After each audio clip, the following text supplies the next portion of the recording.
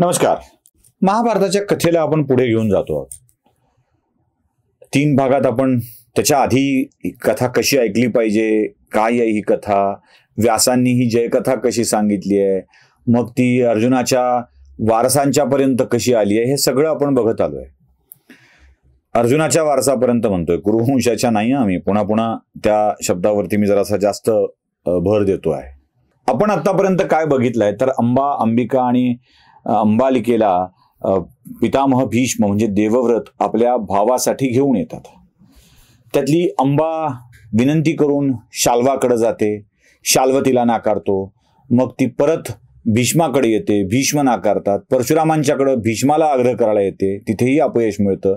महादेवाची तपश्चर्या करते आणि शिखंडीच्या रूपाने जन्माला येते. ही इथपर्यंतची कथा आपण बघितलेली आहे. आता पुढे या आंबेचं काय होतंय ते आपल्याला कळतंय, पण अंबालिका आणि अंबिका यांचं काय होतंय हे जरा समजणं आवश्यक आहे. विचित्रवीर्यांची ती पत्न्या दोघी पत्नी झाल्यात खऱ्या, पण अपत्य प्राप्तीच्या बाबतीत मात्र शंकाच आहे. दोघींनाही अपत्य होण्याची शक्यता कमी आहे. आता विचित्रवीर्य राजा असून तो अपत्य प्राप्तीसाठी सक्षम नव्हता, त्याची इच्छा नव्हती. काय होतं हे काळाच्या गर्भात दडलंय. वेगवेगळ्या गोष्टी वेगवेगळे लोक बोलतात, आपल्याला त्यात जायचं नाहीये. एवढं नक्की आहे की विचित्रवीर्यापासून अंबिका आणि अंबालिकेला पुत्रप्राप्ती होत नाहीये. आता सत्यवती स्वतःहून भीष्माकडे जाते आणि म्हणते की हे देवव्रता, तू मला शब्द दिलाय, मी तुला तुझ्या वचनातून मुक्त करते. आता अंबिका आणि अंबालिकेला पुत्रप्राप्ती व्हावी यासाठी तूच प्रयत्न करायला हवेस, कारण कुरुवंशाचा तू आहेस. मी तुला माझ्या एका वचनातून मुक्त करतेय. तू विवाह करणार नसलास तर हरकत नाही, पण तुझ्या भावाच्या पत्नीला मुलगा व्हावा यासाठी तू प्रयत्न केला पाहिजेस. सरळ सरळ भावाच्या पत्नीला मुलगा व्हावा यासाठी तू त्यांच्यासोबत संबंध ठेव, असं खुलेपणानं सत्यवती भीष्माला सांगते. तो पुन्हा आपल्या आईच्या समोर उभा राहतो, म्हणालो, माते, मी स्त्रीशी संग करणार नाही अशी शपथ पण घेतलेली आहे, मला माफ कर, असं करणं शक्य होणार नाही. सत्यवती अस्वस्थ आहे. राजपद भोगायचं, राजसुख भोगायचं, राजवैभव भोगायचं. बघा काय असतं, किती नियती विचित्र असते बघा. आपल्या पित्यानं आपल्याला राजवैभव दिलं नाही. परिचराची कथा जी पहिल्या 2 भागामध्ये आपण बघितली आहे. त्या माशाच्या पोटी गिरिका नावाची अप्सरा जी मत्स्य रूपात आली होती, तिच्या पोटी जन्माला आलेल्या दोन्ही अपत्याला घेऊन जायचं सोडून परिचर नावाचा राजा फक्त आपल्या पुत्राला घेऊन जातो आणि ही मत्स्यगंधा आयमुनीला ठेवून जातो. त्याचा राग मनात ठेवतेय आणि म्हणतेय की मला राजवैभव मिळालं पाहिजे म्हणून शंतनूला वचन मागते. त्यासाठी देवव्रताला शपथ घ्यायला भाग पाडते. आता तिलाच राजवैभव भोगता येणार नाहीये, कारण पुत्र लवकर गेलेत. चित्रांगदाचाही मृत्यू लवकर झालाय, विचित्रवीर्याचाही मृत्यू लवकर झालाय. भीष्म जो आपल्या पतीचा मुलगा आहे तोही विवाह करायला तयार नाही. बरं, किमान नियोग पद्धतीनं आपल्या पुत्राच्या पत्नीशी तो संबंध ठेवेल आणि अपत्य प्राप्ती होईल, तेही शक्य नाही. करायचं काय हा प्रश्न आहे सत्यवती समोर. म्हणजे सगळी सुख हातात असून उपभोगता येत नाही अशा अवस्थेत ती आहे. आणि तिला त्यावेळी महर्षी पराशरांच्या पासून झालेला आपला पुत्र आठवतो, तो म्हणजे कृष्णद्वैपायन. ती कृष्णद्वैपायनाला पाचारण करते आणि म्हणते, पुत्रा ताबडतोब ये.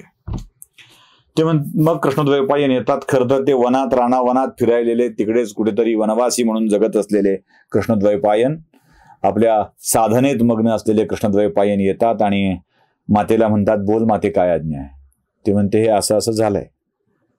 आता माझ्या सुनेला पुत्रप्राप्ती होणं आवश्यक आहे, ती होत नाहीये. आणि आता त्यांच्या उदरी गर्भांकुर टाकण्याचं काम तुला करायचं आहे पुत्र म्हणून माझा.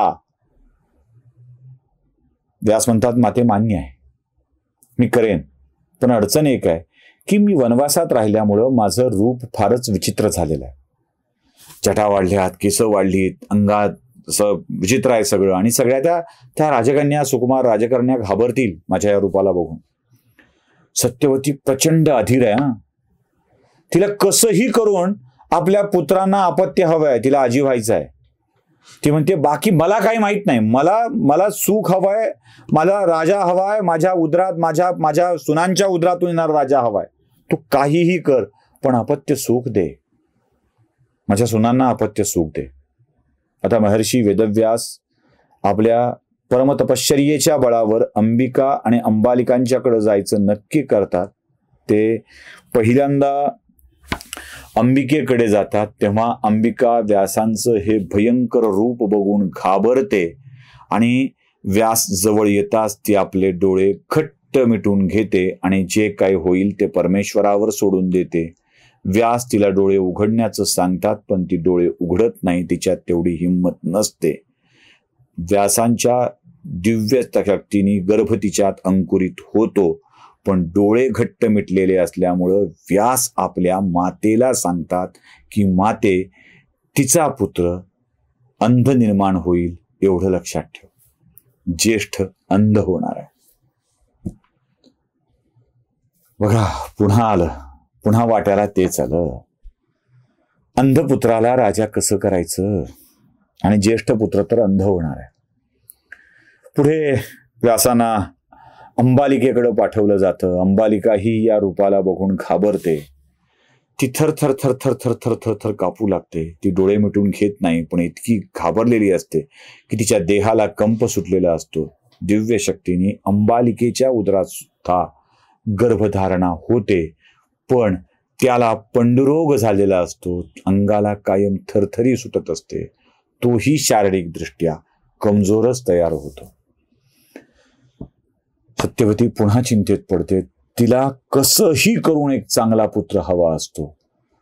ती म्हणते तू पुन्हा अंबिकाकडे जा आणि तिला पुन्हा अपत्य प्राप्ती दे. यावेळी व्यासांकडं अंबिका आपल्या दासीला ठेवते. दासी निर्भीडपणे न घाबरता व्यासांच्या समोर उभी राहते आणि महर्षी वेदव्यास आपल्या मातेला सांगतात, माते, हा पुत्र खरोखर दिव्य ज्ञानी होईल, शक्तिशाली होईल, धर्मराज होईल, पण त्याचा जन्म मात्र दासीच्या पोटून होणार आहे.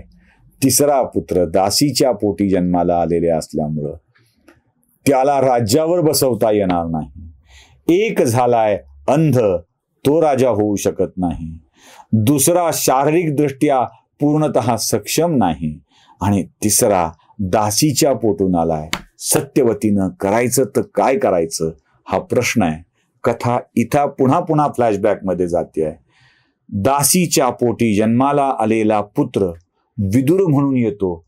त्या विदुराचा जन्म असा का झाला आहे ते सुद्धा समजून घेणं आवश्यक आहे. त्याची कथा पुढच्या भागात सांगतो, पण सत्यवतीची अस्वस्थ स्थिती मात्र आपण समजून घेतली पाहिजे. तीन नातू मिळालेत, पण तीनही नातू राज्यकारभार चालवायला सक्षम नाहीत. पुन्हा एकदा देवव्रतावरच विसंबून राहावं लागणार आहे. ह्याच तर असतो दैवाचा उलटा न्याय.